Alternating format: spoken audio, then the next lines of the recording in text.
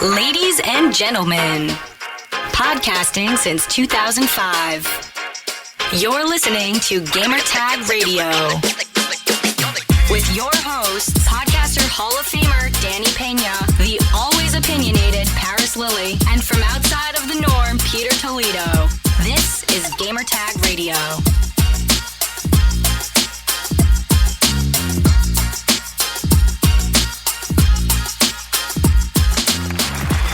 All right, welcome to Gamertag Radio episode 1084. This is your host, Danny. And yes, I'm back, and I'm with the whole crew. Let's go with Pete. What's going on, Pete? Hey, what's up, dude? How you doing, man? Good, man. How's everything over there, man? Doing all right. Your Doing location, all right. I mean, it's Switzerland, right? Can't complain. It could be worse, right? But no, it's especially after yesterday. It feels a lot easier to just wake up and not have to worry about the next problem that's facing everybody. So it's a good thing. It's a good weekend overall. Yeah, totally agree with that. Totally agree.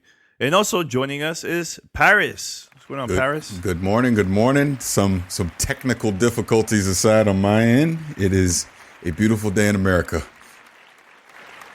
Yes, definitely, man. Definitely. I've been checking out all the tweets, all the videos from everybody. Also, I sent a couple of videos to Paris during my trip. It was beautiful. Just nonstop video messages to Paris. But it's all good, man. But yeah, we're back here. And for this episode, we're going to be talking about the Xbox Series X and PlayStation 5, our thoughts, reviews, everything is now. All the reviews have been going live now for the past couple of days now, so we're going to be talking about that. And yeah, but first, head over to gamertagradio.com, post your comments and feedback. You could find us on any podcast app. Just search for Gamertag Radio and make sure to post your reviews, follow us, subscribe, and share our episodes to your friends and family. Let's get some new listeners here, man. So. But if you also would like to be part of our fan mail segment or episode, here's how you could contact us. Send us your feedback or questions. Give us a call at 786-273-7GTR. Email us at fanmail@gamertagradio.com or leave a message on speakpipe.com/gamertagradio. All right. So we're here with the whole crew. And first, let's start off with the Xbox Series X, because we've been having this now for like a good month or so, over a month. And then once we're done with that, we're going to talk about PlayStation 5, because Paris, I have a lot of questions about the PlayStation 5. I know you've been posting your review on your YouTube channel. Make sure to subscribe and check it out, because you've been posting a lot of cool content there, man. So Paris and Pete, I know you're going to have a lot of questions. Make sure to go ahead and ask us if you want for both segments, man. So Paris, I know we've been having now, there's the Series X since early October, which is crazy that Xbox sent us this really, really early to both of us, man. So let's start with from there, man. Just their thoughts, and we start the conversation, man. From there, man. Sure. So, I mean, like I said, we've had the Series X. God, has it been a month? I think it's been a month. Over a month. Is it over a month? Something like that. Yeah, so, October 1st. Yeah. So, you know, people obviously know there's been various things going on in my personal life, but I've had a good few weeks to be able to set it up, obviously go through the preview program. We're, you know, at the tail end now of the review period of it. And it's really just been integrated into my daily life, I guess you should say, right? As far as just gaming, and then obviously just the media apps and everything. I think the best thing that Microsoft has done is they've made everything with going from the One X to the Series X/S very plug and play. It's very just keep everything exactly the way it's been. But now you have a more powerful system to be able to play your games on. Is the easiest way I can say it. UI is virtually identical. Everything that you would do in the settings is virtually identical. even all your old devices, controllers, media remotes, everything still works from the one family up to the series family, right? It's impressive because I don't have the S, just the X. So the X is very impressive as far as from a hardware standpoint. Everything that Microsoft said it was going to be, I think it is. The quicker load times and the quick resume feature are just quality of life features that you didn't realize you needed until you got them. And they come in very handy. The fact that you can now just switch back and forth between, I mean, I've done up to about I think it's 5 or maybe 7. I can't remember games, but from what I understand, it's literally unlimited, whatever the system state cache can hold, on the Series X. So these are just quality of life things that make it very easy to go back and forth between your games. The load times will just change your life completely because now you don't have to wait for these games. Just that instant access to get into your games is fantastic. If I had a negative with the Series X, it's the fact that it's pretty clear that this whole launch was built around Halo Infinite. It just is. If you look at the launch lineup for the Series X, it's missing its quote unquote exclusive game changing. I won't even say game changing, but it's missing its flagship game for launch. Whereas when I get into PlayStation 5, I'll explain why this matters. Playing Gears 5 on all the enhanced modes is great. Playing Forza Horizon 4 on all the enhanced modes is great. Ori just updated yesterday or the day before, with all the enhancements. It's like all these things are great quality of life things. The backwards compatibility features, the auto HDR stuff, all this stuff is great. Obviously, the Game Pass integration is great. I've been saying it since 2016. Microsoft has built all their services and their platform to this moment. Throw Project xCloud in there too. And I feel they delivered on that. They've delivered on the hardware. They've delivered on the services. It's amazing.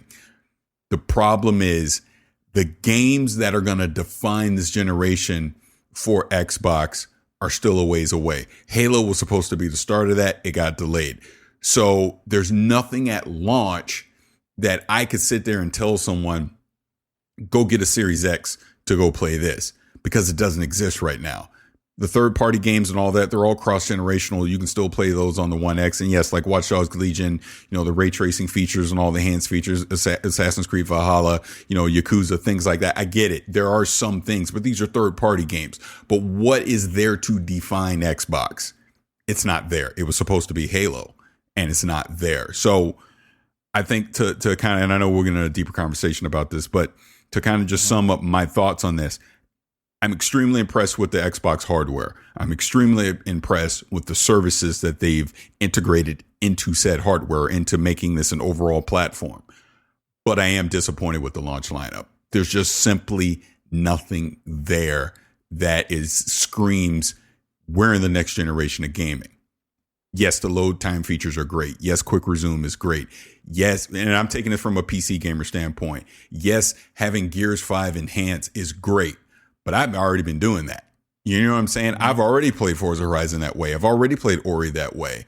But I would say from a console gamer standpoint, you will at least look at those enhancements and they will have a wow factor to them, because you can truly now play these games at 4K and 60 frames per second with high to ultra settings. It's amazing on a console. We've never seen that before. So that part is great. But I think the shine will wear off pretty quickly for that. And the reason I'm saying that is I was super excited a month ago when I was doing all this. Now, a month later, I'm just kind of, I'm used to it now. Where's the game that excites me? It doesn't exist right now on the Xbox platform. And that's not a ding against them launching. Look, COVID, everything that's happened for a reason. I get it. Like I said, the hardware and the services are great. The games will come. They're just not here right now. I think that sums it up for me. Yeah, no, and I totally agree with you when it comes to like the launch lineup. Look, this console, in my opinion, love the design, love everything about it. I think, to me, out of all the consoles that Microsoft have worked on in the past, from the first console till now, this is by far the best one. I feel like they learned from all the mistakes from previous consoles, and this is why we have a Series X and an S because of that, you know. But when it comes to the launch lineup, I totally agree. But here's the thing, Paris, that I feel like a lot of people are not really talking about. There's going to be a lot of new gamers that are going to buy this for the first time. Maybe because they're seeing all the stuff that they could play through the games because of Xbox Game Pass, and maybe that's the reason why they will buy maybe a Series X or an S for the first time and start playing all those games that they totally miss out. And this is going to be the same thing with people that have never played PlayStation. There's going to be a lot of games that was previously came out for the PlayStation 4, and this is going to be the first time buying it. You know what I'm saying? So we also got to talk about that. Like the people that are buying it for the first time, I think they're going to be fine. They're going to have a lot of great time playing, you know, Gears and all these games that came out, Forza, because of Game Pass. They could download and play from there. So, but gamers like us that we've been playing all this for a while now. Yeah, it's a little bit. It's disappointing not having Halo Infinite. I think the conversation is going to change sometime next year once we start seeing games that is for first party, exclusive for the console. That's when we're going to start seeing a lot of cool content, and hopefully we'll get to see Halo sooner than later, because I think once Xbox start releasing, you know, games like Fable and all the Bethesda games like you know, Fallout and all that stuff in the future, that's going to be strictly exclusive for the console. I think we're gonna have a totally conversation. But it's okay for those that are undecided. Should I wait? Should I not? It's okay to wait. If you don't feel like you want to buy the console right away, you could wait until next year if you want. You're not missing out anything, because all these games that's coming out now, you can still play on Xbox One. You know, but I tell you this, man. Once you start playing games through the Series X, I can go back. I think, like you said, Paris, the loading time, quick resume, to me was like a game changer, because it's a lot faster now. It doesn't feel like I have to wait a long time for certain games. You know, while it's loading, I'm checking my phone on Twitter to see what people are saying. But now it's so fast that I don't even check my phone anymore. You know what I'm saying? So perfect example is Destiny 2. It takes a long time on the PlayStation 4 and Xbox One, man, when it comes to loading, right? But now it's super, super fast, man. So that's the thing that I feel like if you care so much about that part and about the 4K and all that, then go ahead and buy it. But it's okay to also wait if you don't. If you're still like debating if you want to buy the console or not. Do you agree with me or what? Well, I think sorry, Pete. I know you haven't talked. No, go. Please jump in. No, I was just gonna say. I think outside of what you mentioned, Danny and Paris, I do like the things that both platforms offer. Right? They both have their pros and their cons, and I think their pros outshine the cons. Being primarily a PC gamer, I like seeing that there's near parity, whereas before it wasn't even close. There's actually a tangible parity between the consoles and PC, and that's a fantastic thing for everybody involved, right? I love that, you know, Xbox has, you know, those 120 hertz modes, quick resume, as you guys have mentioned, storage and performance that is actually on par to PCs right now is phenomenal. I'm actually contemplating getting a DualSense controller because I want to see what the sauce is. I want to see what everybody is going crazy about, right? I want to see what that is all about.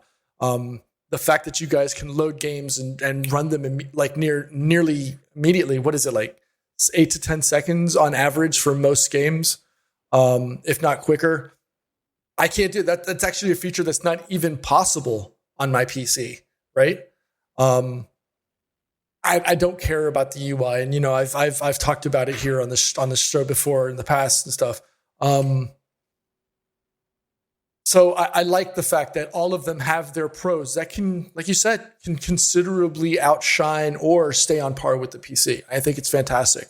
My only fear is, especially and I know Paris already talked about this, was the lack of a true launch catalog on day one, right? There's not much there, if anything, right? And then the constant questions about storage for both, right? You can get a third party as a USB drive and it could work, but if you want something that's going to work just as comparable as the one that's on the inside of the Xbox Series X, you have to pay. You have to pay extra for that expandable storage unit. And then on Sony, I really wish they would get their message clear, right? Because then, it's all about, oh yeah, you get 875 or 825 gigabytes of storage. That's now been cut by another 30%. Because now it's like 600 plus gigs as opposed to the full 825. So other than that, I mean, I didn't expect consoles to come out and have 100% perfect score on launch for both. There's always going to be a gotcha or something that's going to take away from a near perfect launch opportunity. But like you guys said, especially you, Danny, if this is something that gamers are going into and either they're still stuck with an Xbox 360 or a PS3 and they jump into this, wow, it's going to be it's going to be eye-opening, to say the least, right? It's going to be what we all expect, or I guess you could say what everybody expects when a new launch or a new generation arrives, and everybody's supposed to have that extreme super wow factor. This is what it is for people that are coming from those older generations. But I like it. And maybe it sounds cliche because we always say it, but we win. We as gamers, we as enthusiasts of this genre, of this industry, this is a win for us. This is what we've always wanted, right? Yeah, agreed. Paris, you going to say something? Yeah, going back to the Series X and to your question. Here's the deal. I just don't think, and look, like I said before, this has been a crazy 2020 year. Things have happened, but this launch sorely misses Halo. I mean, extremely. It is missing Halo. And clearly Microsoft knows that. You look at the advertising on the back of the box, you see the commercials coming out. This was all supposed to be about Master Chief. And fair or not, you have to judge what is in front of you. And yes, I am judging this as being one of the poor launch lineups I've seen in recent memory for a console launch, because that's just how I have to see it. You can't tell me it takes away the excitement to tell me to go play games that I've already been playing. That's not what a console launch is supposed to be about. You're supposed to give me a glimpse into the future of what this hardware and what this console can do. And that's what Halo's job was going to be, to basically buy time for them to get into mid to late 2021, when we will start to see the fruits of their labor as far as these studio acquisitions happen, right? Mm-hmm. So if someone, because I got to be brutally honest, if someone was to come to me right now and say, Paris, should I go buy a Series X or a Series S in 2020? I'm probably going to say, do you already own an Xbox One? If they say yes, I'm going to tell them no. Do not wait. Don't fight the crowds and the bots online trying to order one. Wait until 2021 to get one, because you're pretty much going to have the same experiences that you're already having if you get that Series X. Yes, the load times are great. Quick resume is great. These are next generation things. Absolutely. I'm not taking anything away from that. But as a gamer, because it's about the games at the end of the day, I've already played Gears. I've already played Ori. I've already played on down the list. Yes, Game Pass is great, but Game Pass works on the Xbox One. Game Pass works on Project X Cloud on my Android phone. You know what I'm saying? So I don't have to get one today. Now, like you mentioned, Danny, if you've never experienced an Xbox, if you've never experienced the Xbox ecosystem, this is a great time to jump in. I do think the Series X is absolutely worth its $499 price point. Trust me, it can compete with high-end gaming PCs right now. That's a fact. The Series S, like I've always said, I think is truly their Trojan horse. Now, I can't judge it because I've not had hands-on time with it, but I think at its price point and for what it is, being basically a 1080p 60 frames per second console, is worth it. Not taking that away. But when we get to the actual games, because that's what this is all about, Xbox isn't there yet. And what have we been saying the past 7 years? Xbox doesn't have a compelling exclusive gaming lineup. And that still remains true today. I'm not saying that's not going to change because I absolutely believe it's going to change.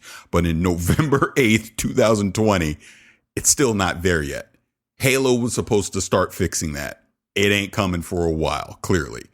So I honestly don't look. Microsoft's done a great job with what they've had as far as marketing this thing and making the Series X and the S desirable. I'm not saying to not go get one. I'm just saying if you're getting it for new gaming experiences, for a next-gen gaming experience, you're not going to get that right now because those experiences can still be had on the Xbox One. That's just how I feel about it. But I'm not taking anything away from the hardware because it's amazing. The new controller is amazing. The share button stuff is amazing. All the services that surround it are amazing. I will say it until I am proven wrong, that Game Pass is the future of how we will consume games. It is. But the games of the future that are going to wow us aren't here yet for Xbox. They're coming, but they're not here yet. And that would be the only thing I would caution anyone that is running out to go get one right now. Know what you're getting. Know that you're taking advantage of games that you already own, or you're taking advantage of third-party games. That may be enough for you. But if it's not, but if you're expecting some wow, amazing exclusive thing that's brand new that no one's ever played before, you're not going to get done on Xbox right now. So that's it. Yeah. No, agreed. I think, again, 2021, we're going to have a different conversation once we get to see announcements and most likely Halo Infinite, hopefully next year when it comes out. Then we're going to be talking about, hey, should you get the console or not? You know, but Pete, one thing that you mentioned that I have to talk about is about the storage. Mm-hmm. For the Xbox Series X, they're promoting it as 1 terabyte, right? But it's actually 800 and something gigs. Right, 825. 825, something like that. And for the Series S, which I don't have it, I pre-ordered it. Hopefully I'll get it sometime this week. That one is 346 gigs out of 500 gigs. And that makes sense because at the end of the day, mm-hmm. whether it's a PlayStation 5 or an Xbox Series X or S, it's a gaming PC, right? I talked about this 1 or 2 shows ago when people were talking about the concerns about overheating. Yeah, there's going to be heat dissipation and there's a requirement for it because these machines are generating heat in order to give you these high quality, high fidelity, high HD, this high HD content. So yeah, it's going to generate some heat and it has to exhaust it in somehow, some way, some fashion. And that's the exact same thing here. Yeah, you're going to get a 10 gig, a 1 gig hard drive, and you're going to lose some of that to OS. And then potentially, I'm assuming some of that is going to go into some kind of a cache where the game loads into, so it always stays on and ready to go. So it's a foregone conclusion. And I understand also that console gamers aren't always going to have the same understanding for that PC gamers have. So this is like new territory for them in a sense. This is a learning opportunity for console players to say, look, this is what we as PC gamers have been going through all this time. And whenever we buy a new HD drive, we got to load out the operating system.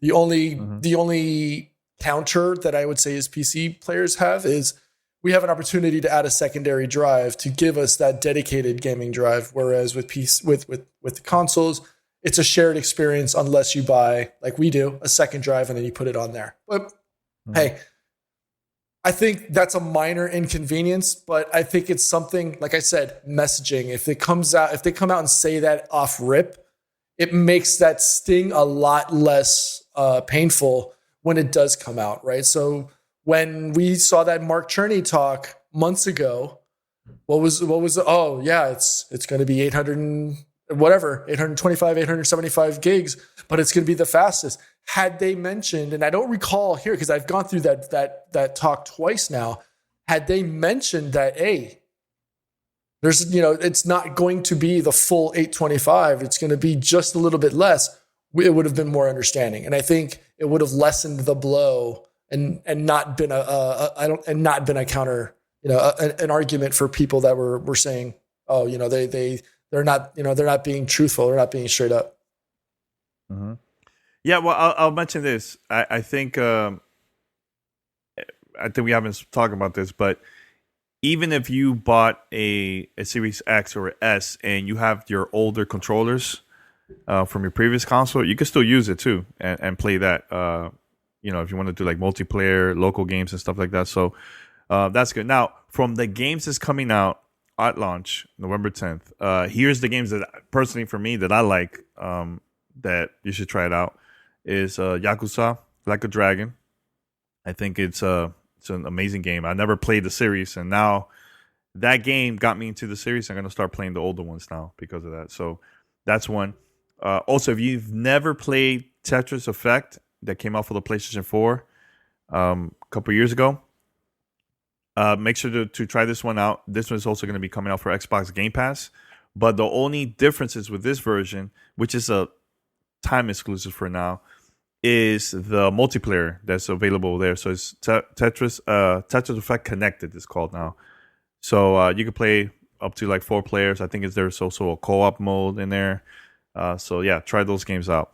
Now, Assassin's Creed Valhalla, you can still play that on this console or on PlayStation 5 or PlayStation 4 and Xbox One. But the game looks good. Valhalla looks really, really good. I haven't really played much of Watch Dogs Legions because I've been super, super busy the past few weeks. And also, that game wasn't available for the Series X. So I had to wait until there was finally an update. Now I can start playing it again. So, but I played it months ago, and it was fun. It was cool. But I felt like I had a better time with Assassin's Creed Valhalla. So those are the top 3 games, in my opinion, that you should definitely try out once it comes out. But I'm also want to test out Paris, the new expansion for Destiny 2, which is coming out now, November 10th. And it's also going to be available for Xbox Game subscribers. So that's the good stuff. If you don't have an Xbox and this is your first time, try those games out. I think you're going to have a good time, man. Which games do you prefer, or would you recommend, Paris, for people that are planning to get this console for the first time, or just, or just upgrading to the new system? Well, like I said, shout out to IGN, because I was on IGN, and when the embargo lifted, they did a live AMA for IGN Unlocked. So we were answering people's questions on there. So that question came up, and the Gears 5, believe it or not, is kind of the showcase game for showing what the Series X can do as far as just the upgrades, the way it handles HDR, the fact that you're now able to play it at 4K 60 frames for the campaign in ultra settings. Even on the multiplayer side, you're able to now do 4K 120 frames per second. It's a beautiful game. It's visually stunning. But I guess going back to my point, it was already visually stunning on the PC as well. But now you're getting that same experience on the Xbox Series X. So that one, I would also say Forza Horizon for the same reason. Ori, again, the same reason. And I'm talking about this from a console standpoint, people that don't have a high-end PC or don't want one. You're now going to have these experiences out in your living room if you obviously have a 4K TV display, especially have HDMI 2.1, which will enable 4K at 120 frames per second. When we talk about third-party games, Assassin's Creed Valhalla, which, there's embargoes and stuff around that, so I'm just being careful with what I'm saying. Again, definitely go check that out as well. Destiny 2, you mentioned, is going to have enhancements, but those aren't coming until December 10th, I believe, which I think now is Cyberpunk Day or whatever. That's going to be something else to check out as well. I mean, again, overall, do not get me wrong with what I'm saying, because I'm trying to temper expectations so that people just understand what they're buying day one. All the stuff looks amazing. on the Series X. Do not get any of this wrong. By the way, if you're on Game Pass, Jedi Fallen Order is also going to be a part of that through the EA Play. So that's another incentive for a game that people may not have played, that if you played on the Series X is going to look amazing to them. I still go back and say a backwards compatible game from Xbox One, this is a third party one, Batman Arkham Knight, which is on Game Pass. Play that on the Series X. Oh, looks so good. So good. There's stuff out there. I just want people to understand you are dipping back into legacy content is what's going to show off what the Series X can do. It's not going to necessarily be new content. Again, unless you're getting a third party game like a Watch Dogs or an Assassin's Creed, or, Yakuza, I guess, has limited exclusivity. Yakuza Like a Dragon, limited exclusivity on Series X. I do believe. I don't think you can get that on PlayStation 5 at launch. So that's another game that you can obviously check out. It is, if you buy it, you're not going to regret it. I want to be clear on that. I'm just saying, don't feel like you need to fall prey to a scalper because you gotta have the Series X day one, because you don't have to. But Microsoft is okay with that. I think that's the other thing people need to understand. They're okay if you don't get a Series X or an S day one. But if you subscribe to Game Pass, they'll love you. That's what matters more to them. They're just trying to get people into the ecosystem. So the point you made at the top, Danny, if you don't already own an Xbox, now is an amazing time to jump in and get into that Xbox ecosystem, subscribe to Game Pass, and experience. Because like I said, those amazing games are coming. We now see the 23 studios that we own. We know a lot of the stuff that they're working on. That stuff is coming. Just don't kill yourself trying to get one right now if you don't already have it secured. If you got one, be excited for it. I'm not saying to not say that. I can't even say it. I'm not saying to not be excited about the Series X or the S, because you should be, because it is amazing tech. It's amazing hardware that you're about to get. Like, go back and listen to the interview I did with Jason Ronald. They're doing some next gen bleepity bleep. Trust me, on the hardware and services side. Just know they don't necessarily have a replacement for Halo at launch. And that's all I'm trying to say. But it is an amazing time to be a gamer. It is an amazing time to jump into the Xbox ecosystem. And Series X is, I keep saying amazing, but it's true. It is an amazing next-gen console. Mm-hmm. No, totally agree. I have a quick question for both of you now that you guys have got to spend a little bit of time as the outsider, right? What little thing have they not really talked about in public that has caught your eye or has surprised you about the new console as opposed to the older ones? I wouldn't go ahead. Go. No, go ahead. I would say I think they've not talked enough about how fast the system is, how fast the new dashboard is. Again, the load times. I mean, if anything, they've talked about it like, oh, great load times.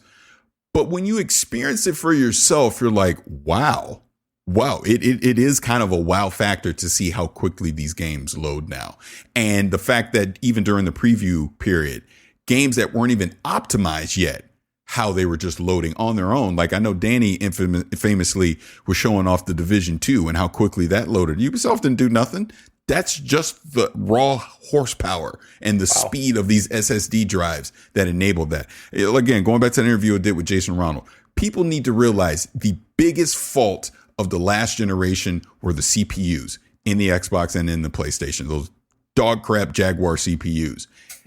They have rectified that now by going with the AMD SoC that they have, going full RDNA 2 now. That CPU in there is a beast.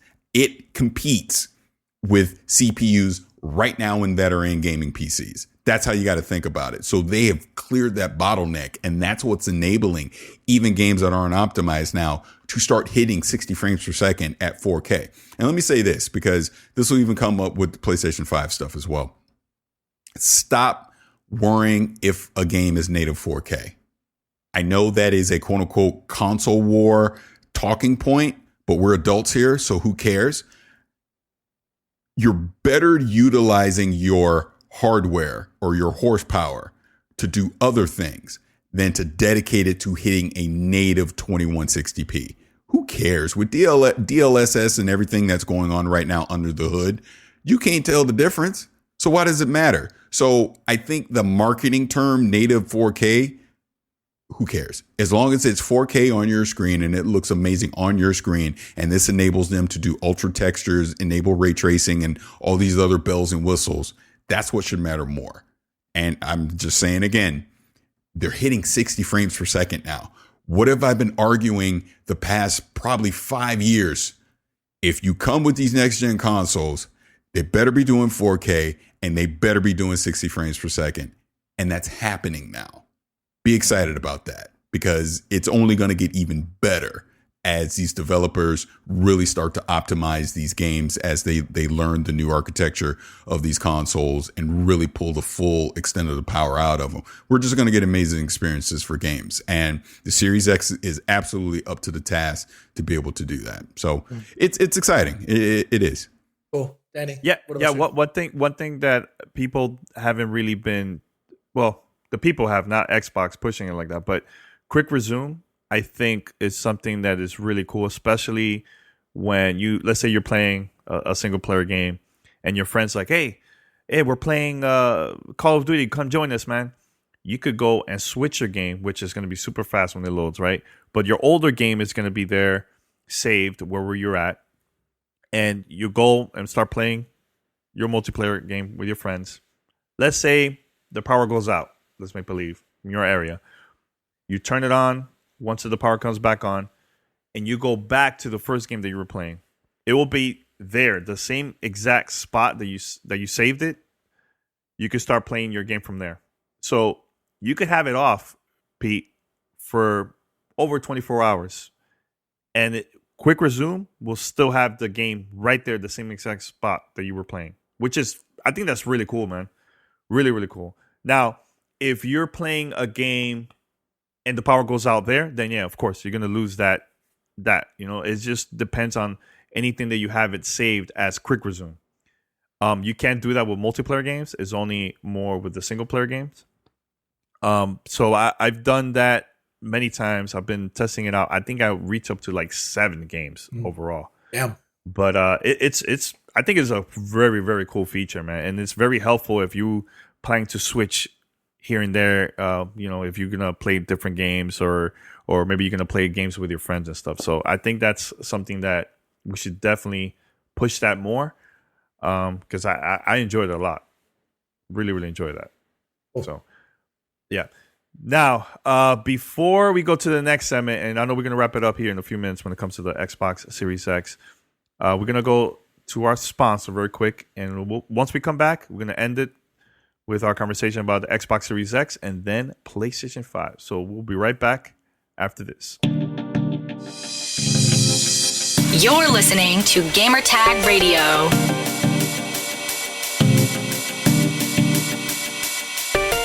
Hey, what's going on, guys? Are you tired of sweat-stained shirts, stinky feet, and moist hands? You might suffer from a condition called hyperhidrosis, also known as excessive sweating, a common condition that affects millions of Americans, myself included. I'll keep it a buck. I've been dealing with it for a long time. And when they reached out to us, I was more than happy to talk about it. So I've been there in those situations. You feel the drip under your shirt, or even worse, you have to rub your hands on your pants before you shake someone's hands. It's embarrassing. And no one knows more about that embarrassment than the founders of DermaDry themselves, having suffered from hyperhidrosis themselves. And they set off to design the most effective, affordable, and user-friendly solution to treating excessive sweating. With DermaDry's FDA-cleared iontophoresis device and a few treatments, you too can begin experiencing long-lasting dryness for up to 6 weeks. But don't just take my word for it. If you're ready to say goodbye to your excessive sweating, say hello to DermaDry's new anti-sweat device. To sweeten the deal, DermaDry is also offering $50 off and free shipping for GTR listeners. And they're also including a 100-day, 100% satisfaction guarantee to boot. So in order to claim your 15% discount, free shipping, and 100% satisfaction guarantee, go to dermadry.com/GTR. That's dermadry.com/GTR. All right, so we're back. So any other questions, Pete, before we go to the next segment? So I know you mentioned how you saw the. I think we should just move on to the PlayStation 5 stuff, because I'm curious. how big is big when you talk about the PlayStation 5, when you see it in person? Because that seems to be like the big, like, oh shit, when you see it, right? How big was it? And like Paris, for you, when you saw it, when you finally unpackaged and put everything out, was that something that like the shock of seeing how big it was match up to what everybody was talking about online? Let me start this way. So first off, yes, I have a PlayStation 5. I've had it now roughly almost 2 weeks or so. So I want to thank PlayStation for the opportunity to be able to review it early. You're going to go check out the unboxing vid that I put up on my YouTube channel. It is absolutely bigger side by side to the One X. You know, I've posted photos and everything on social media, and obviously other people have as well. So you can definitely see that the PlayStation 5 is bigger than the One X. Is it like this giant monolith that's going to be this eyesore in your entertainment center? No. I mean, I do think we will see a revision to this sooner rather than later, but it's fine. It's not overwhelming. You get used to it pretty quick. I have mine stood up vertically, not horizontal. So, I mean, it doesn't now it can't fit vertical in my entertainment center as an example, but neither can the Series X. So that's not really a deal breaker. I would have to have it horizontal. But here in the office where I've been using it, I just have it vertical, and it has a small footprint that way. I mean, obviously, you know, in a horizontal sense. I mean, vertical, just make sure you don't have a shelf or anything above it, and you'll be fine. Mm-hmm. Yeah, when I got to see it, because I went to visit Khalif, shout out to him, Spawn on Me. Make sure to subscribe to his show. Yeah, I went to his house. I was there for a bit, just hanging out, and I got to see it. We never turned it on because we were like in a hurry and stuff, but I found the system really big, man. And my question that I have for you, Paris, is it heavy compared to the Series X? Honestly, about the same. I think people have over exaggerated the weight of it. It's not like, again, if you watch me unboxing it, look, I know I'd work out and all that kind of stuff, but I wasn't struggling holding it or anything. It was fine. Yeah. Okay. Yeah, it's not an issue. Cool. But I tell you this, I really love the controller. I think the controller is super dope. And Paris, please, you got to tell us your experience, because I know on Twitter you posted and you talked about it, about how much you love the PlayStation 5 DualSense controller. Can you tell us about the about DualSense? Believe it or not, might be the most revolutionary thing to come from either one, PlayStation or Xbox. The way that they're utilizing haptic feedback and just the adaptive triggers. I mean, it's amazing. Like when you play Astro's Playroom, because that's literally what that game is made for, is to be a showcase for the DualSense. It takes you through the entire gambit of everything that it can do, between obviously motion, like I said, haptic feedback, you know, adjustable triggers, things like that, or adaptive triggers, I should say. You feel everything in the controller. It's hard to describe. It's more of a thing you need to experience for yourself. And like I said, that's what Astro's Playroom is designed to do. And when you do that, you're like, it clicks. You're like, okay, I get it. I get what they're doing.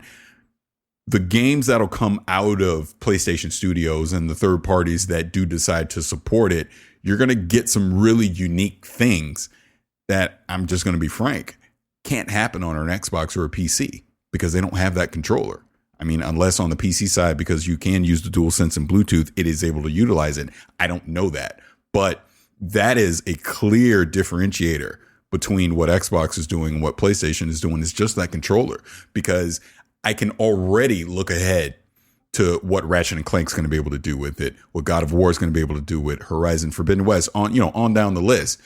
And it's like, oh wow, I get it. Like even right now with Spider-Man Miles Morales, I have my review up on the YouTube channel. It does some things, but like I said, as Spidey, like as being Miles Morales, like you can feel the combat as you're doing through it. You can feel when you're flipping through the air as you're swinging through the city. You know, you can get that little sensation when your Spidey sense goes off. Just little stuff like that. And look, I'm not trying to say that the DualSense is going to change gaming forever, because it's not, but it's going to give us some neat little things if developers truly take advantage of it. In other words, Sony has built this controller to do something very unique in this space. And it's obviously going to be up to developers to be able to take advantage of it. But people will see when they get their PlayStation 5 and they do Astro's Playroom, you'll see exactly what I mean. It's just a thing that's hard to describe, because I know it sounds very Willy Wonka and the Chocolate Factory, like this magic thing. But when you're doing it, you'll get it, if that makes sense. Now, the issue that I have with that, Paris, and I know we talked about this behind the scenes, is that I feel like a lot of the third parties are not going to take advantage of that. Well, that's what I just said. Yeah. But I'm just saying, I think that part, I totally agree, and we're going to see a lot more of just the first party studios just doing that, taking advantage of it. But it sucks that third parties are not going to take advantage of that, because, like you said, like you describe certain gameplays from when you're playing with that DualSense controller. It would be cool to get that from games like, let's say, Destiny, or games that we played in the past, or games that's coming out in the future from third-party companies, or like Assassin's Creed or something like Assassin's Creed Valhalla. You know, that part sucks. It reminds me when Kinect came out back in the days, only certain third parties took advantage of it. Like, let's say, my favorite one was Dance Central and Mass Effect, where you could use certain features from the Kinect, the camera, like the voice commands. Oh, and yeah, stuff, reload on Mass Effect. Reload. But you know, I'm talking about like things like that. It would be cool. Even when the Wii came out, it was just Nintendo taking advantage of that, not the third party companies. You know what I'm saying? So I think that third parties are going to concentrate on making their games, make it available for all consoles. Maybe they'll add the feature here and there, unless they have like an exclusive marketing deal or something with Sony. But I would like to see more of the third parties in the future to take advantage of that too, man. I think that's something pretty cool. I think. You agree? I think it's difficult for a developer to be able to do that, because they've got a finite development schedule to get their game out as it is, and then to add on what is a proprietary control scheme in this conversation, right? I think that would add to it, and I don't know if, and I mean the budgets are huge enough as it is, right? I don't know if development teams or publishers would be open to doing things, although it makes sense because it makes it more palatable for that one platform. For example, Mass Effect with the Kinect, Mass Effect 3, you could say, I think it was reload, switch weapon, or you could literally like crouch, and the Kinect camera would see it, and you would crouch into third, you know, in your gameplay. But I think those little things like that were almost easy wins, because you could map, the mic, the mic input to that part. But to start doing this on a larger scale, just because then at that point you have to do dual control schemes, or actually three, because you have keyboard and mouse as well, right? But to do that for a third-party game, we'll use Valhalla, for example, right? It might be too much, and I don't know if Ubisoft or other developers would want to go through that extra hurdle within that finite time, schedule to get their game out, to also accommodate these extra things. I think we as gamers would love those extra features, for those that have a PlayStation 5 or have a PS, or have the DualSense on the computer. But I just think the timing wouldn't make sense. I think with the way, and maybe that's something that we need the gaming industry to do, is to slow down and say, look, you don't have to have it every 2 years or every year. Give it time to bake and develop, and they come out with a much better game, while also, hey, look, if you've got a PS5, we've got these really cool features that are tied into the DualSense. You can use those too. And it's, like you said, it's a marketing or an incentive integration for that developer and Sony to market. Actually, I wouldn't be surprised to see it push more controller sales. Yeah, I think that would be cool. All right, so we're going to take a short break, very quick. And once we come back, we're going to talk more about the PlayStation 5. This is Gamertag Radio. Voicemail at 786-2737-GTR. let's get a word from our sponsor, Keeps. Guys, you know a lot of our identity is wrapped up in our hair. So that's why when we get in our 20s and 30s and we start to lose some of that hair, we start to panic. You get old like me, you really start to panic. But now isn't the time to panic because we have Keeps. Did you know that 2 out of 3 guys will experience some form of male pattern baldness by the time they're 35? But the best way to prevent losing the hair you got left is with Keeps. Get your treatment at home. You don't have to go to a doctor's office with Keeps. You can visit your doctor online and get hair loss medication delivered right to your door. It is easy, with medication delivered every 3 months, so you can say goodbye to the pharmacy checkout lines and awkward doctor visits. Keeps offers generic versions of only the 2 FDA-approved hair loss products out there. You may have tried them before, but probably not at this price. Prevention is the key. Keeps treatments typically take 4 to 6 months to see results, so it's important to act fast and save the hair that you have. So find out more about Keeps by going to keeps.com/GTR to receive your first month of treatment for free. That's KEEPS.com/GTR. All right, Paris. So what else you would like to talk about about the PlayStation 5 that we haven't mentioned yet? So with the PlayStation 5, let's talk about the hardware. First and foremost, it's whisper quiet. I was very impressed with, like, yes, it's big. We get it, but it's not extremely big. But I am impressed with the design. I love how I never have to hear this thing.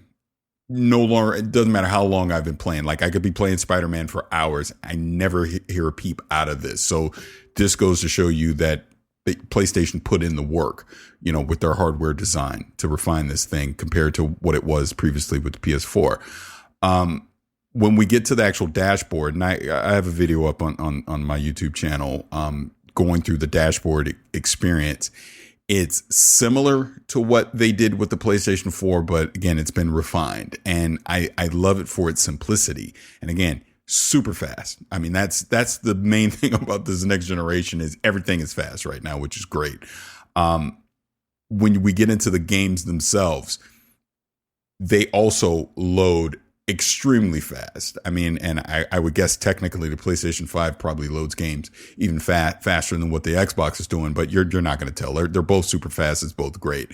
One ding that I do have for PlayStation 5 is they don't have a quote unquote quick resume feature. So let's say I'm playing Spider-Man and I jump out of Spider-Man and I go do some stuff, I don't know, in the media share or whatever. I'm just cruising around the dashboard and I jump back into Spider-Man. That works. Great. No problem. I can just pick up right where I left off.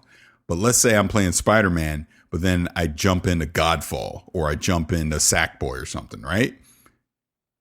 Now I have to literally load everything again and jump and do a continue from my last checkpoint, stuff like that. So that's something I hope PlayStation can update and refine, because once you start using quick resume on the other, but then you don't have it on that, we're like, wait, why don't I have that? So that's one thing I would have to ding them for. We obviously already talked about the DualSense. Another sneaky thing that they have that people aren't talking about now, but they will, is that Pulse 3D headset.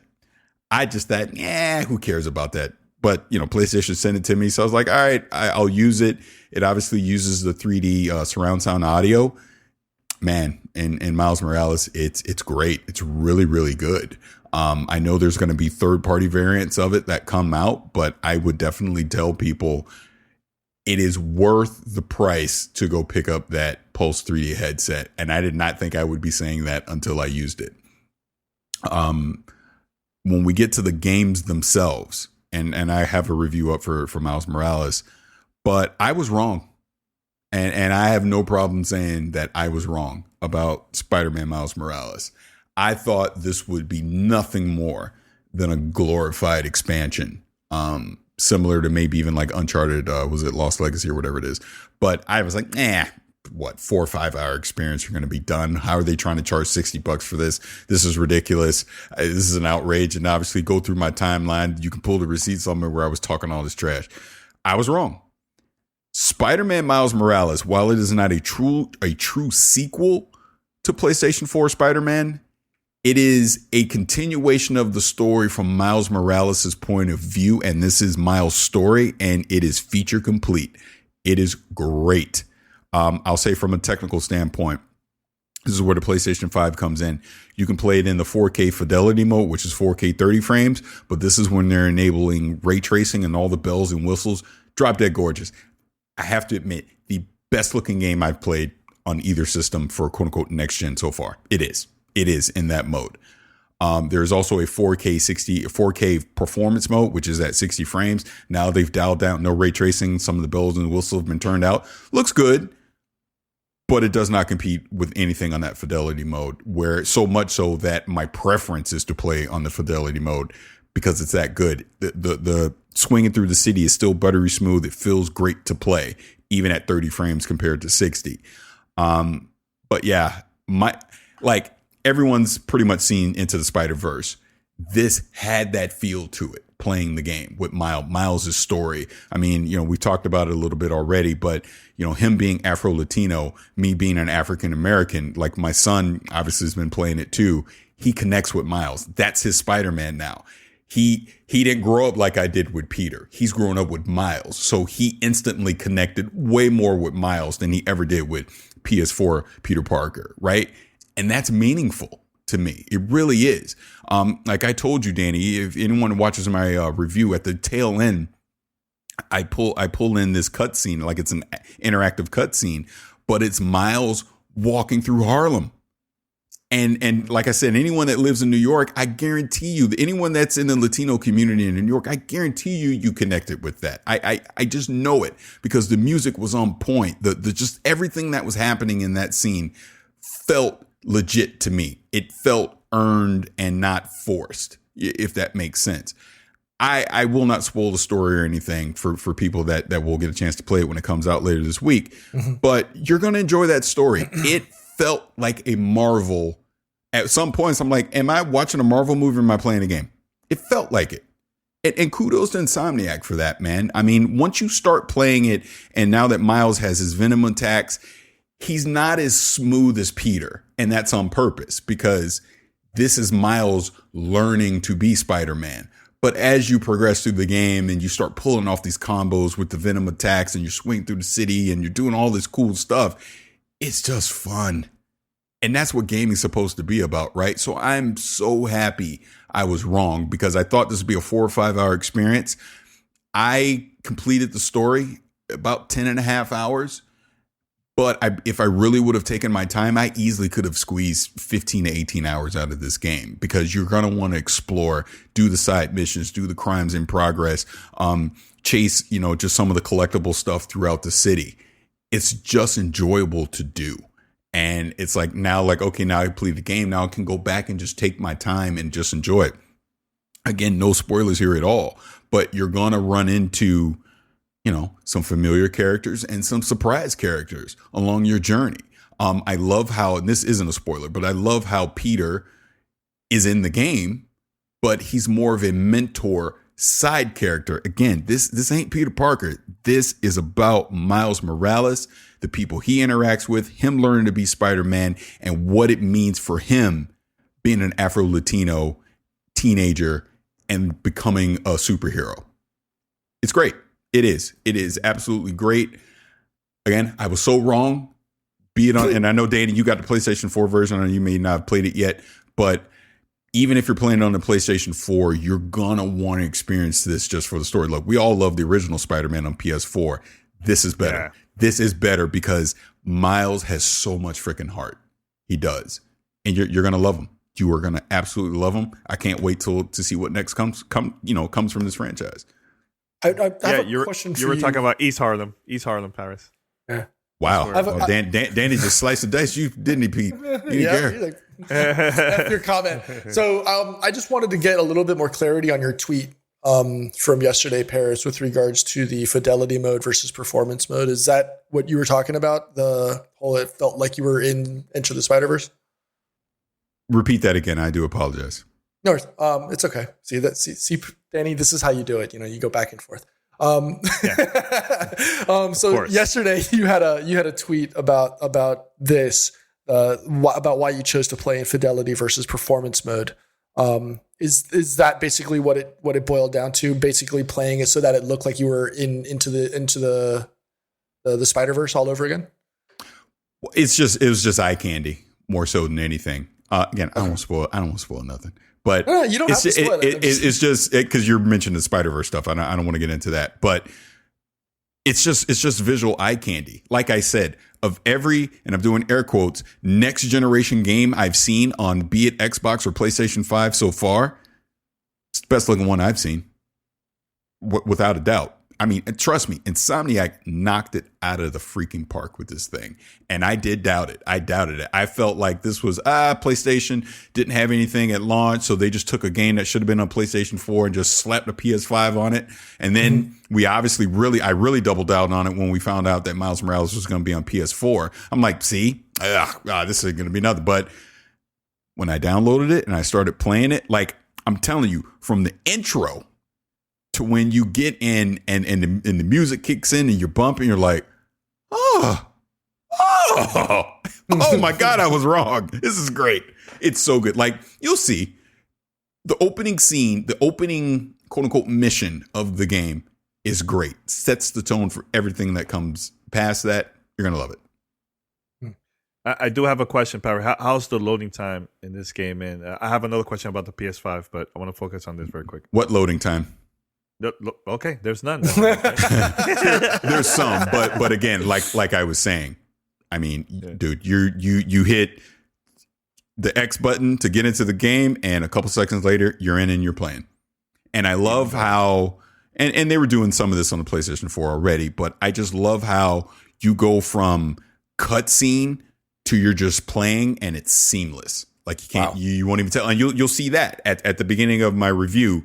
It's a scene where Peter is returning a cat to its owner, right? And they have a brief conversation, and you literally go from that, and then Peter just walks out the door, and you're into the city swinging away. Wow, it's great. That's cool. That's really cool. Can I ask you now about the PS5? No, absolutely. Very quick. Yeah, absolutely. Okay. I'm just asking because I know you want to continue with about Spider-Man. So my question to you is the controller battery life, because I know the issue that I have with the PlayStation 4, the battery life on those controllers felt was very short, and it was because of the lighting that they have in each controller. Is this one better now with this one? Better, but it's still not great. Especially when you, and maybe this is fair, not fair, but if I compare it to, because the DualSense does USB-C, so there's no, you're not putting batteries in, right? But it's great that you can just recharge it via USB-C. But when I compare it to, and I have to compare it to the Xbox Elite whatever damn acronym, the new Elite controller. I don't even keep so many damn acronyms with Xbox. That also does USB-C. Yo, that thing lasts forever. It feels like. Whereas the DualSense, I better make sure after I'm done playing to recharge it. I feel like I'm getting maybe about a good 8 hours out of it. Maybe. If I just from full charge to it's completely dead, which isn't terrible, mind you. But, you would hope that you don't have to always remember, all right, I better make sure I recharge this thing. Because if you have a long play session today and you just sit it down, and then the next day you want to have another long play session, you're probably going to have to recharge it midway through. Think of it that way. So it's not terrible. If I had a ding on the DualSense, it's definitely the battery life. I was just hoping they had taken even more lessons learned from the DualShock 4 and improved the battery life even more. But when you think about all the stuff that's happening inside that controller at any given time, it kind of makes sense that the battery isn't like industry best. That, the fact that, like I said, you can get a good 8 hours out of it with everything that's happening in that controller, it's acceptable. I just wish it was better. But it'll be interesting to see what happens when the third party controllers come out and what they're going to be able to do with the DualSense. 8 hours is not bad. No, that's what I'm saying. It's not bad. Yeah, it's not bad. Yeah. No. Yeah.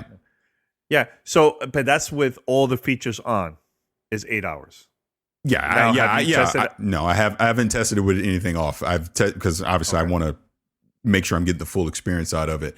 But like I said, it's not terrible. It's just, it could have been a little better. That's all. Hey, as long as better than the previous one, I'm yeah, and that's what I mean. I'm not sitting here feeling stressed like I got to have a USB cable connected to this thing the entire time to play it or anything. It's just one of those things. All right, when I'm done playing, plug it back in, make sure it's charged. That's all. Yeah. Well, which version of the PlayStation 5 they sent you, the digital one or the one with the disc? I forgot to ask you that. Yeah, I have the one with the disc. I can't talk about anything media related yet. At a later date. Yeah. Mm-hmm. Okay. All right. Cool. All right. Anything else, Pete? No, that answered my question. Well, I guess maybe that would be the one other thing, right? Is going back to the same question I asked you guys about the Xbox. What is something that you've noticed on the PlayStation 5 that they really haven't been talking about that really caught you off guard or caught you by surprise? Not having quick resume. Because, and we're at this point, I can just openly compare them because obviously I have full experience with both of them. Right. It felt disappointing to not have quick resume because I got so used to having quick resume. You know what I'm saying? Like that was one drastic difference. It was like quick resume is a feature I didn't know I needed until I got it. And then going to another platform that doesn't have it, it felt like a bummer not having it. But okay. let me say this. Let me just talk overall as we, get to the end of this wrapping up, because the PlayStation 5 itself, like just like I was trying to judge the Xbox on its own and not comparing them, let me do a final wrap up on the PlayStation 5 and then I will compare the two. The PlayStation 5 on its own, again, absolutely worth the price of admission. It is worth your $4.99. And the one thing that the PlayStation 5 has that the Xbox does not, a freaking game that feels like it is worthy of being a launch game. And that is Spider-Man Miles Morales. Look, there may or may not be other stuff that also is worthy, but I can't talk about those right now. But trust me, when we talk about launch lineups, PlayStation 5 has it in spades. And kudos to them for having a pretty diverse launch lineup that feels worth the price of admission, for what you're going to be able to get. Like I said, I was a doubter of Miles Morales, but I think ultimately when we look back at the launch of the PlayStation 5, it's going to wind up being the standout of that launch. It is. You'll see when you play it. You'll understand what I mean by that. When I look at the DualSense and what it's doing revolutionary stuff. Another huge check mark for them. Again, the storage obviously is a ding. That's something you were talking about earlier, Pete. Honestly, the 825, look, for me, I don't keep a lot of games on my system all at once anyways. I don't feel like it's a deal breaker, but it is a little disappointing that, number one, it wasn't just a full terabyte drive in there to start, and we can't even expand it yet. That's not available at launch. So that's a little bit of a disappointment too. Oh, another thing. It does come with an HDMI 2.1 cable. This is something I was going back and forth with PR Wit to confirm because they couldn't initially confirm it. But trust me, it is HDMI 2.1. I took the cable that came in the box and I plugged it into my NVIDIA 380 and I got 4K 120. So it does work as HDMI 2.1. So that's not an issue. There was something about it being certified, not certified, but that's been cleared up now. It is HDMI 2.1. Really good. But going back to the PS5 again, like I said, DualSense stuff is doing some amazing things. That Pulse 3D headset is great. I thought it was just be some cheap little throw-in headset, but no, the sound reproduction on that thing is fantastic as well. Like I said, with the storage again, that probably is a ding on it that I wish could have been a little better. But the games are there for the PlayStation 5. And then when you throw in the fact that you can get a full PlayStation 5 for $399, that all digital one, look, I still think it's going to be a unicorn for a long time. But if you can get one at $399 and you don't care about having a disk drive, go get that thing. I'm telling you, it is more than worth the price of admission. But overall for the PlayStation 5, I think it's really good. I think there's enough games there early on to keep you entertained. And we know Ratchet and Clank is coming sooner rather than later. And I still will contend that is probably the game to look at that will truly start to lead us into the next gen, because it is PlayStation 5 only, because it is doing things with that SSD drive that simply cannot be replicated on a PlayStation 4.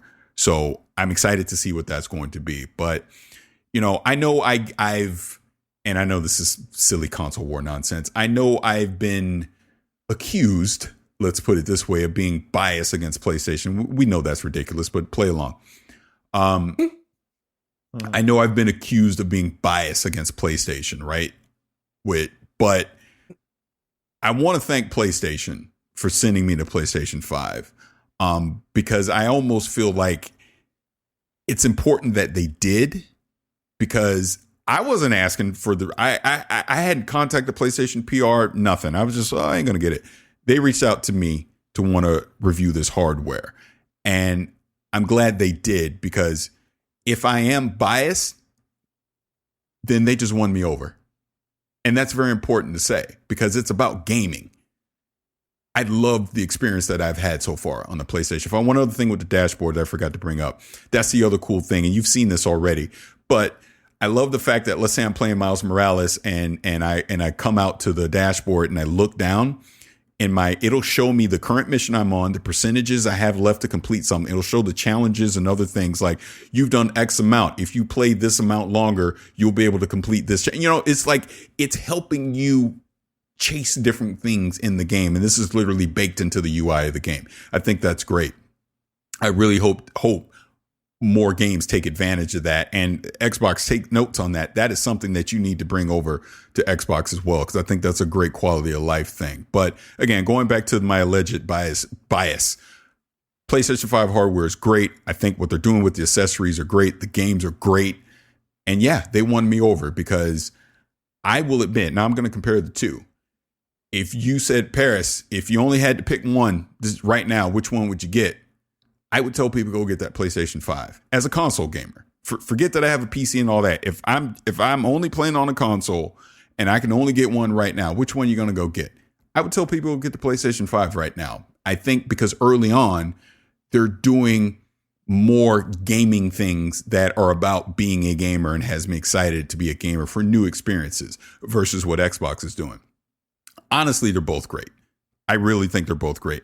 Xbox is doing way more things on the service side that appeal to me. Obviously, the Series X hardware itself is a beast. I love the forward and backwards accessory compatibility. This is one thing I forgot to say. That Series X controller works on the One X, and then the One X controller works on the Series X. All the accessories go backwards and forwards. That is great quality of life stuff, not force you to run out and go get new accessories for things that you already own. The problem with Xbox, when I compare it to PlayStation, is, like we said at the top, they just don't have the launch lineup. We know it's coming. But that's the thing at the end of the day. Both experiences are great, and they will be great for years to come. I recommend to anyone that is listening to this or watching it right now, get them both, please. If you can afford it, look, if Biden hooks us up with that student loan forgiveness, go get both, okay? But if you can only get one, go get the one that has the games that appeal to you, because third party is going to be on both. Look, Cyberpunk is going to look great on both. So that, forget third party. Which one, and this goes back to the last gen, who has the experiences, the exclusive experiences that excite you? Right now, for me, it's PlayStation. That could change in the future, and maybe it's Xbox. Thankfully, I'm in a position to where I don't have to make that choice. But I know not everyone can do that. So go where your friends are, go where the games are that you want to play. Both the PlayStation 5, both the Series X are doing, like, I think the way I put it on Twitter the other day is, I like both approaches. I like the approach that Xbox is doing. I like the approach that PlayStation is doing. They're both different, but they both work. And as gamers, we're the ones that win. And that's what I think people need to take out of all this going into the next generation of gaming. You can't lose no matter your choice. It just comes down to your personal preference. Don't listen to people. Don't listen to idiots like me. Make your own, judge for yourself and make up your own mind. And you're going to be happy no matter which way you go. Oh, and backwards compatibility. I didn't talk about this too. Sorry, PlayStation 5. I forgot this. Backwards compatibility on PlayStation 5 is surprisingly really good. Now, there was a couple bug things that I'm sure are going to get cleaned up. Like I notice, as an example, with Spider-Man Miles Morales, because I have a digital version of it, it kept trying to tell me to download the PlayStation 4 version, even though I was on the PlayStation 5, but that's a bug. I'm sure that things will get cleared up. So just make sure you know which version you're downloading at which time. But like I play God of War on PS5, it looks great. It really does. And that's a PS4 game, obviously being backwards compatible on PlayStation 5. So again, be excited for this stuff, man. That's what it's all supposed to be about. Be excited. Stop worrying about what other people are doing. Worry about what your enjoyment is going to be. And I'm telling you now, they're both great. They're just doing it differently, and that's okay. Yep. You know what, Paris? I think that was like the great way to end it. But I do have one more question. Well, then don't ask it then. Why would you mess with perfection? No. Because this is important. This is important. If you are a PlayStation Plus subscriber, I know there's going to be games that's going to be available for free for you to download on day one. Have you tested out? Have you got to see the games as they're available? And I can't talk about that. Okay, all right. So let's keep it moving. All right, I don't know. You should have just ended it. You should have just chopped it. I know. You should have just ended it right there. You ruined it. I don't honestly. I have no idea what Paris could talk about. Okay, here's the thing. Here's the thing with embargoes. There's so many flipping embargoes going on right now. I just feel like I'm tiptoeing around so much on what I can and can't talk about. There is another PlayStation 5 embargo at a later date, and at a later date, all bets are off. I can talk about whatever I want. And I'll just leave it at that.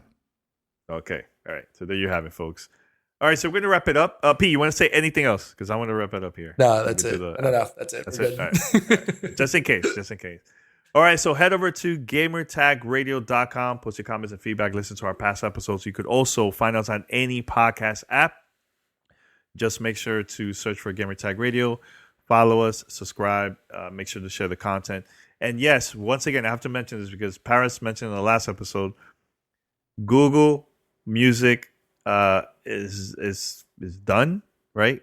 But Google Podcast is still available, so you can still listen to the shows through there. It's a totally separate app, right? So just want to mention that. And yeah, so if you would like to be part of our fan mail discussion segment or episode, here's how you can contact us. Send us your feedback or questions. Give us a call at 786-273-7GTR. Email us at fanmail@gamertagradio.com or leave a message on speakpipe.com/gamertagradio. All right, thank you everyone for listening to episode 10. Wait, what episode is this? 1084. 1084. Sorry. 1084. There you go. Thank you, Pete. Thank you for listening. And until next time, we'll be back. More content later this week. We're out. Peace.